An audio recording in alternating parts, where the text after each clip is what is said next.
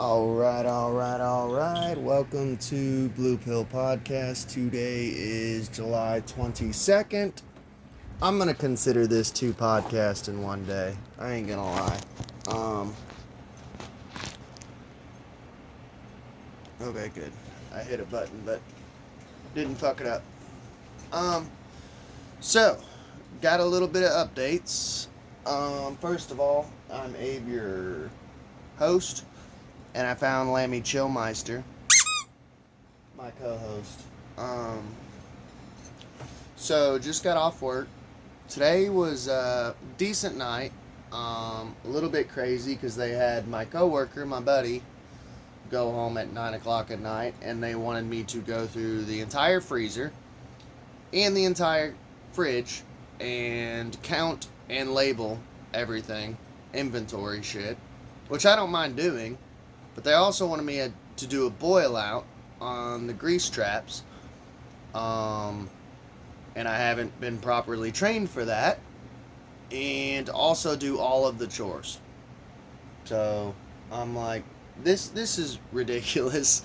I mean, I got all the chores done. I did a little bit of the inventory. I didn't do the boil out because I don't have the proper training. But it's like, it's just insane. Like the shit they want me to get done in like 4 hours, 3 hours really, by myself. Just like, it's insane, man. It is insane. But I'm off work. So, as far as updates, I have a Zelda playlist. Obviously, you clicked on this if you're interested in what the video is about. Have a Zelda playlist with multiple reviews, plus a little bit of, honestly, as weird as it sounds, the politics of Legend of Zelda, because there's a new movie coming out. I talk a little bit about just Zelda in general. I did like 3 episodes that are non-reviews of the podcast. This is Blue Pill Podcast. I have another podcast, Conspiracy Corner. If you're interested in conspiracy theories, go check that podcast out. But yeah, go check my playlist out, man. It's gonna keep getting, knock on wood, more episodes on it. So you might as well just download the playlist. That way, anytime something new comes out, if this is your interest, you can just click on it and you know where to find it. So, comment. I got a comment tonight. I'll keep it short. As far as someone said, I did an episode on Labubu. I actually did an episode today on Labubu. The doll and paranormal and all that jazz. This is my second episode on it. I made a playlist for it. You can go check the playlist out. I kind of get into, I'm going to add, I did an episode on, it's called Lamash 2 SNL skit, Lady Gaga SNL skit. Go check that episode out if you're interested. We got into the subject of Pazuzu. We're going to do a deep dive on Pazuzu. This lady asked me, she said, did you know that people are saying Labubu is Pazuzu? I actually addressed that in a previous episode, and I also addressed all the Annabelle stuff going on in a whole nother playlist. Go check out the Warrens playlist. That way I don't have to rehash stuff. I just wanted to throw that out there. I also have a Buy Me a Coffee account set up. If you want to donate $1, that would help. Pays for notebooks, pens, paper, all that jazz. So, today we are going to be reviewing Legend of Zelda Minish Cap. I have not beaten this, but I am on the final boss. I just figured I got like an hour before I have to like hit the hay and go to bed. And I don't have enough time to beat it, but I'm like, I'm just gonna review it because it's fresh on my fucking mind. I don't like to wait too long after I beat a game to review it because it's just, the review's not gonna be worth a damn. If, I'm a burnout for one, and two, it's just like, I like to do shit while it's fresh on my mind, so I'm like, yeah, I'm reviewing this tonight. So I got a copy. I think it was like $25. As you can see how glossy the sticker is. this is probably a bootleg, meaning someone probably put a ROM on a cart, because even when you put it in the cartridge, the SP, it's a tight fit. I've bought a GTA Advanced, which I did a review on. Go check it out. It's in the game review playlist. That one I know for a fact is a bootleg. For one, it's super loose, and two, it literally says rated E for everyone on it, and I'm like, but my thing is like, Nintendo, dude, if you have a market and people are still wanting to buy physical copies of games, you're like $1 billion company. You can still make physical copies of games. Because I know they're super anti-piracy, super anti-illegal carts and all that jazz. And look, man, I would love to put my money into your company, but I don't want a digital game. I'm a conspiracy theorist. I'm against the Great Reset. I don't want a digital game. I want the physical copy of the game. Sorry, I'm just weird like that. I think I paid like $30 for that cart though. So, Minish Cap, dude. Ain't gonna lie. Obviously, I'm not gonna skip to the end of like the final review of it, but we'll go through. The story, dude, is a 10 out of 10. There's basically, the story is like, so you're Link and you wake up in a house, kind of like Link to the Past. You do have a house, but you're raised by your grandfather. His name is like Smithy or something like that. He's a blacksmith, and Zelda wakes you up, and she's like, "Hey, let's go to the carnival." And there's like a big ass town of Hyrule. This is all based in Hyrule, and I did love that. This one was definitely interesting. So the art style is a lot like Wind Waker. I'm not sure if this is tied in with the Wind Waker timeline. I've given up on trying to figure out the Zelda timeline. The only timeline I know is like Zelda 1 and 2 are obviously connected. It's the same Link. Link's Awakening, I believe, is connected with the first two Zeldas, and then Oracle of Ages and Oracle of Seasons, I think, are connected with. Those are all the same Link. From what I've wrapped my head around, it is so fucking confusing. And even the makers, dude, I've talked about this on previous Zelda reviews, even they like argue with each other.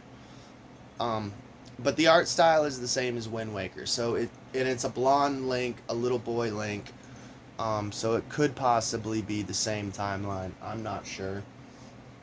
So you go to this like carnival, and you do these little games, and it's apparently Zelda and Link grew up together in Hyrule in this timeline, and there's a swordsman competition, and there's this villain. His name's Vaati, Vaati.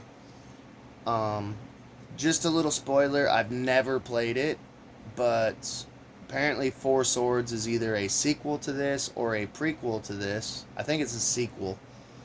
And Vaati is the villain in it also. And this has the same kind of similar mechanic of where you split yourself into multiple forms. Starts out as 2, then you could do 3, and then you could do 4. To like do puzzles and shit. So I would like to play that one day, but that means I would have to get an SP, and also I don't even think you can play it 2-player. I think you have to have 4 fucking players. So I probably will never be able to play that Zelda unless somebody has figured out some sort of ROM, like tweaked it to where you can play alone. You know, doubtful I'll ever get to play it. And I'm running into this problem in general because, like, I have a Legend of Zelda Oracle of Ages that I just beat, and I have the cart of Oracle of Seasons, and I want to transfer over all the rings, but I'm like, now I have to buy another Game Boy Advance and a link cable, and I'm broke as fuck. So please donate to buy me a coffee. But yeah, the storyline is basically like Zelda, this villain Vati, which by the way, he's probably, I'm not sure, dude. Like, this is the first time I've ever played this. I always grew up seeing this game, and it looked so fucking cool. You got a little talking hat, who's like your partner in crime. There's a picture. It's too bright, but first of all, he kind of like, he's the comic relief of the game. He like is kind of like, he's just feisty. He's feisty to you. He's the comic relief. I swear, dude, like playing this game, like you can almost hear what his voice would sound like in your head. And to me, someone else who has a YouTube channel, by the way, Zelda Master has been helping me beat this game. So shout outs to Zelda Master. They're like, dude, his voice sounds like Gilbert Godfrey. And obviously there's no like vocals in this game, but it's like, that was exactly what I was thinking. I was like, holy shit, this dude's on the same wavelength. Like, he, if they ever made like an anime or a movie about this, I'm like, dude, it'd be Gilbert Godfrey, which he's dead now, but Vati, man, is like, going back to what I was saying, Vati, it's a tie between him and Viren, I would say, are my two favorite villains. Vati obviously is a dude. He's just badass. He looks like a badass, like, gothic version of Link. He's got, like, the pointy ears. He used to be a Picori, I think, and then he turned into, like, a Hylian, so an elf. Got, like, hair over one eye, wears all black, got a black cape. He just looks badass, dude. He's a swordsman. And he can shapeshift into, like, shadow form. Viren's pretty cool, too. I ain't gonna lie, dude, when I was playing this, I was like, because these are both Capcom games, and we're gonna get into it here in a second, but there is some, like, crossover and shit, but, I was like, I guarantee you, dude, there's somebody out there who made, like, fan fiction of Vati and Viren. I don't know, just playing it, I was like, because they're both gothed out and stuff, and Viren's got the hair over one eye, but she's got more of, like, a devil lock, you know? And they both end up possessing a ruler. Like Viren, go check out my Oracle of Ages review, by the way. Viren possesses the queen, and then Vati possesses the king. So, Capcom made 4 different Zeldas for the Game Boy Advance. So I have A Link to the Past with 4 swords for Game Boy Advanced. I'm stuck on it, dude. Don't even get me started on Link to the Past. I'm so fucking frustrated with that game right now. And it sucks, because it's actually like a good game up until this boss called Moldorm. He's like this caterpillar. I've tried him like 20 fucking times to kill him. But Capcom was supposed to make, I think it was like 5 or 6 fucking games, dude. It's insane. They got the rights to Zelda, and the creator, I think his name's Miyamoto, was like, because they just wanted to remake Zelda 1 for Game Boy Color. So if you play Oracle of Seasons, it's actually, they were already creating Zelda 1 for Game Boy Color. And things got amok. So they were going to make a trilogy: Oracle of Ages, Oracle of Seasons, and Oracle of Secrets. We never got Oracle of Secrets. So, I'm not sure if like this, in a way, is kind of like Oracle of Secrets, but they ended up making this one. Capcom made this one. The storyline for this game is fucking amazing. I give it a 10 out of 10. There is tons of dialogue, which is, I personally love tons of dialogue. That's one thing that I liked about Oracle of Ages, is there's tons of dialogue. Um, and for some reason, there's a lot of people that don't like that.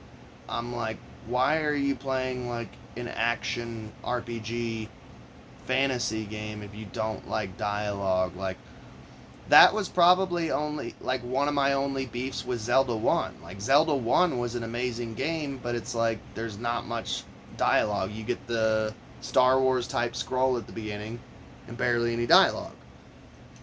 You know, you're kind of making up the story as you go. So I personally love dialogue, but I'm a big Final Fantasy nerd, so like I love Final Fantasy X, where every 2 seconds there's a cutscene and tons of dialogue. Like, I don't mind it.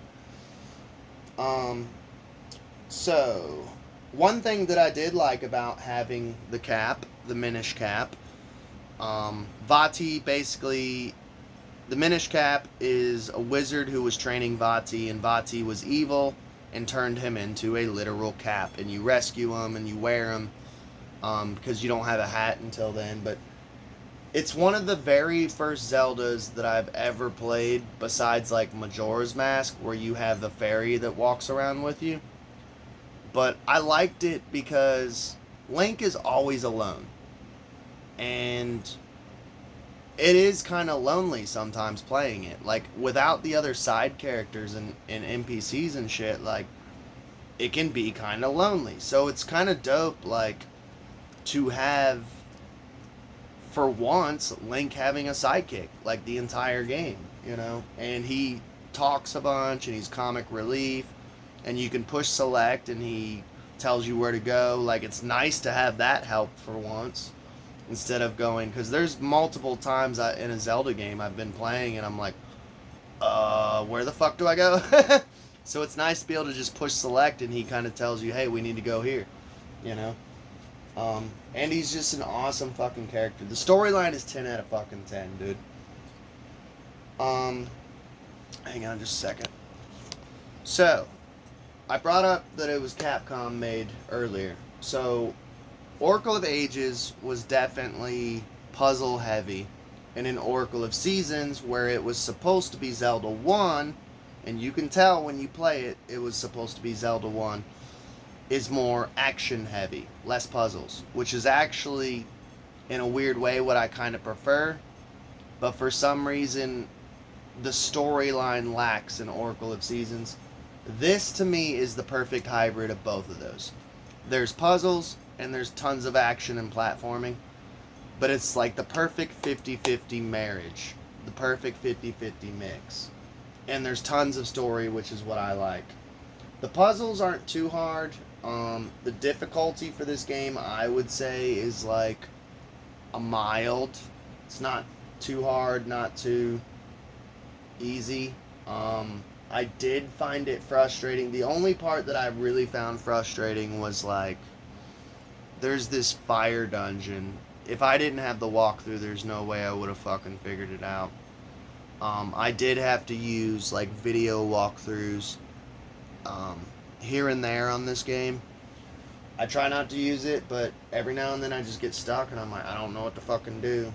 And it was kind of fun. Like, this is the first time me and my wife have ever played a Zelda together. Like, I told her, I challenged her to a race. I was like, just for fun. I remember growing up, my Uncle Kevin like was racing my little brother with Final Fantasy VII, and it's just something I grew up doing, is like, hey, let's start the game at the same time, which she actually got a head start, and let's see who beats it first, you know? So that was fun. I don't do that often with her, so it was fun, you know? She's my best friend. I like doing that type of stuff with her. So this game, do not get discouraged. This game, I heard a lot of people saying, oh, this game's short. It's not short. It is literally, I would say it's about the same length as Link's Awakening and Legend of Zelda 1. It's the perfect length. It's not too long, it's not too short. There's only 4 dungeons, but don't get discouraged. So, Here's the thing. Just to reach those 4 dungeons, there is a shit ton of puzzles and a shit ton of platforming just to reach those 4 dungeons. So you feel like you went through an entire dungeon just to get to the dungeon most of the time. Especially like there's like a sky level where you're jumping through clouds and shit. That shit's long as fuck. There's a mountain level to get to a fire cave. That shit's long as fuck. Like you're like sweating and like by the time you just get to the dungeon. And the map is super fucking small. And don't get discouraged. Like I said, Capcom was not being like cheesy or rushing it or anything, because like I said, it takes forever to get to the dungeons, and also there is like, this is probably the one Zelda that I've ever played to where it's like the most fucking side quest in a Zelda game that I've ever played. I would say even probably more than Majora's Mask. Like there is like, because you have these things called keystone pieces. You collect them and you link them up with other NPCs, and it puts you on side quest. There's got to be at least like 100 different side quests in this game.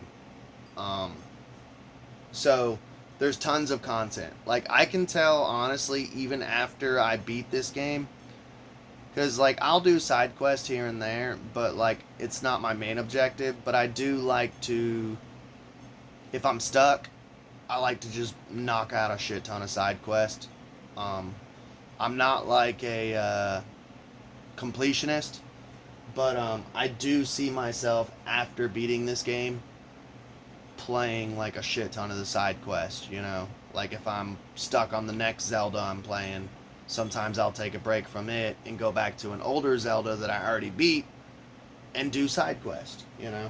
So I will continue my file definitely on this. So, one thing that I noticed is where it has 4 dungeons. It reminded me of Legend of Zelda 2, The Adventure of Link, which I'm currently playing. I will be reviewing it. It reminds me of that because Adventure of Link only has 6 palaces. So it's not a shorter game, but the standard is 8 dungeons. In the typical Legend of Zelda, the standard is 8 dungeons. This one only has 4. And Legend of Zelda 2 only has 6. So they're kind of going off the standard here. And one similarity that I noticed too with Zelda Minish Cap and Zelda Adventure of Link, Zelda 2, is the items are really fucking weird in this game. And I actually kind of like it. So you get, like, here's the items that I thought were interesting in this game that I've never seen in any other Zelda game. So instead of the Rock's Feather, you get an item called the Rock's Cape, which is like, it lets you jump, but if you hit it again, the cape flies out and you can literally glide like a hang glider, which I was like, this is fucking cool. You get another item. It's called the Gust Jar, which is basically like this, kind of like a cannon, like a jar, and you can suck stuff in and shoot stuff out, which was pretty fucking cool. And you get, instead of a shovel, you get mole mitts, which is pretty cool. So you can't dig into the ground, which I did find that kind of fucking lame, because there was times I was like, well, I want to harvest like seashells because they make an appearance again. They were in Link's Awakening, which I did a review on. Go check that review out. And in Link's Awakening, you get all these seashells to get like the Master Sword, to where you can shoot lasers out and shit. This one, I liked this mechanic. I heard it's like the worst side quest ever for completionist, which I'm not a completionist, so I probably won't end up doing it because it's brutal. But you can collect seashells and take it to a figurine shop, which is in town, and collect all these figurines. I like those type of things. Like, that was one thing that I liked that Capcom did with Oracle of Ages, was collecting rings. Even if some of the rings weren't useful for your quest, I actually did a whole episode. It's called the 100th Ring. Go check it out. It's in the playlist. But I spent hours, you know, getting appraising 100 rings just to get this 100th ring, and it literally does nothing.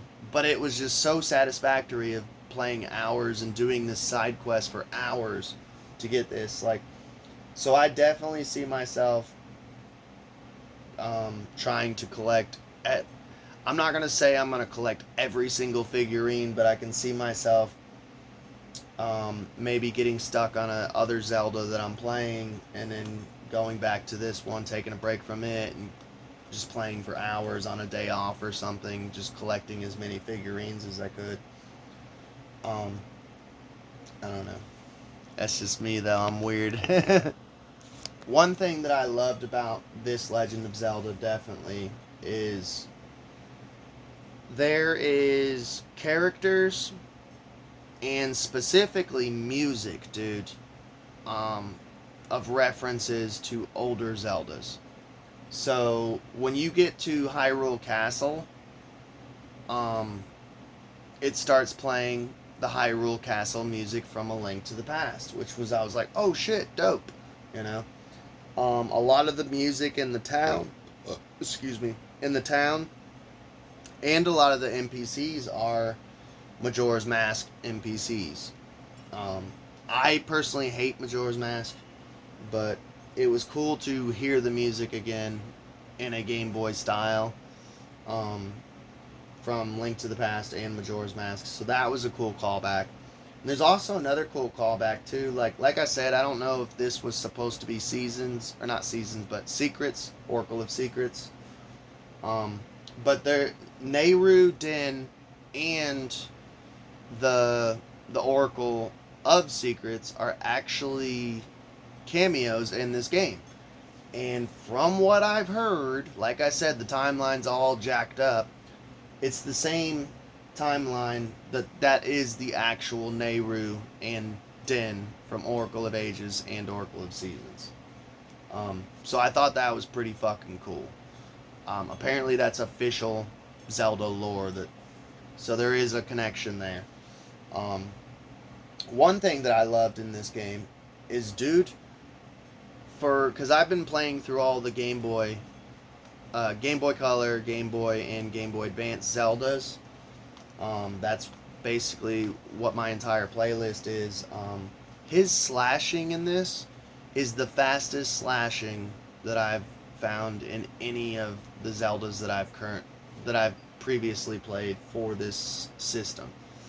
Now, one thing that people aren't gonna like, which I personally like it, is he does scream every time he slashes. That was one thing I'll never forget, like, first getting a Game Boy Advance, for one, and playing Zelda: A Link to the Past on Game Boy Advance as a kid. I was so amazed by that, because they apparently in the Super Nintendo version it wasn't there, but like slashing for the first time, and he's like, yeah, I'm like, oh shit, there's like voice audio on this game. Like, it was just like mind-blowing to me as a child. So there is that. Some people don't like that. It's probably the best graphics that I've seen on all the different Zeldas, of any of the different Zeldas that I've played, for the Game Boy Advanced SP, Game Boy Color, and Game Boy. But yeah, dude, it's my favorite Zelda ever is Zelda Link's Awakening. And I gave it, I believe, a 9 out of 10. I'm going to give this a 9 out of 10 because I did find myself getting frustrated here and there, which will happen with any game.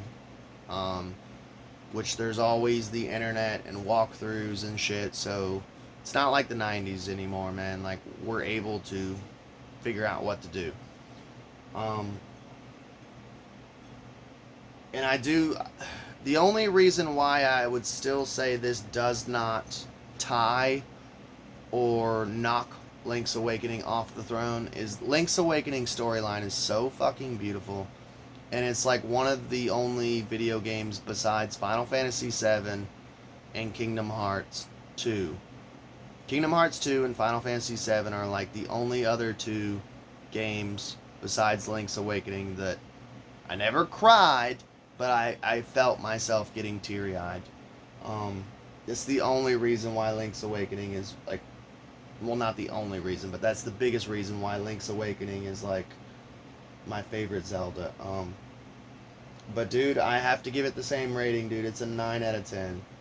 The storyline's beautiful, the game is beautiful, it's the best graphics, it's almost perfect, man. Besides just mild frustration here and there, like I did soft lock myself at one point and I had to turn the game off. But yeah, I mean, no one can dethrone Link's Awakening, I'm sorry. But this one is definitely a 9 out of fucking 10, man. It's amazing. I hope you all enjoyed. Please like, share, and subscribe, and go check out my other reviews if you want. Y'all have a good day.